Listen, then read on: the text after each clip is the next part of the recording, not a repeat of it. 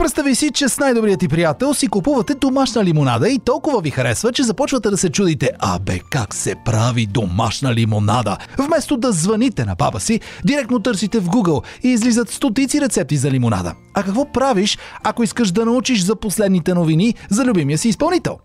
Пак не звъниш на баба си, а питаш Google. Ако пък се чудиш кога бяха матурите, просто гугълваш и намираш всичко. Въобще Google е цяла вселена, в която можеш да откриеш какво ли не.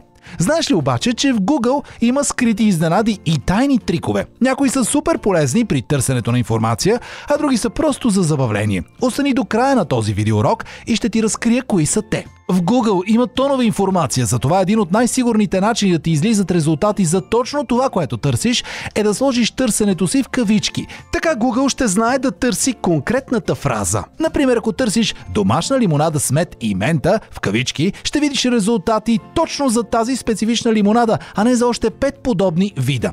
А ако пък искаш да изключваш дадени резултати от търсенето си, също си има трик. Примерно за домашно имаш да направиш презентация за ягуарите. Когато потърсиш в Google думата ягуар, ти излизат куп резултати, включително за автомобилите с тази марка. Затова добави към търсенето си едно тиренце и без интервал, след него напиши автомобили ето така.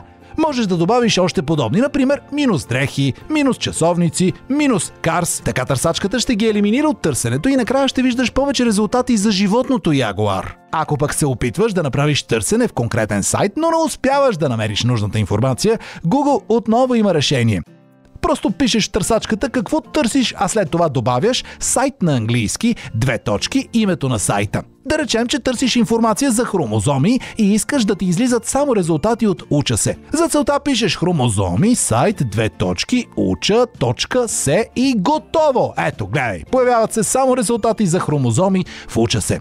Както по-рано ти казах, с Google можеш не само да откриеш търсената информация, но и просто да се забавляваш. Веднага демонстрирам. Напиши в търсачката ето тази фраза.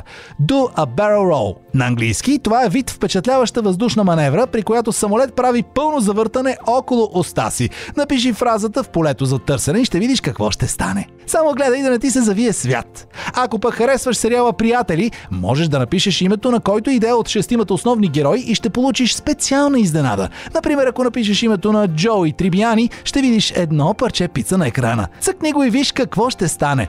Пробвай и с останалите герои и виж каква изненада са ти приготвили от Google. Яко, нали?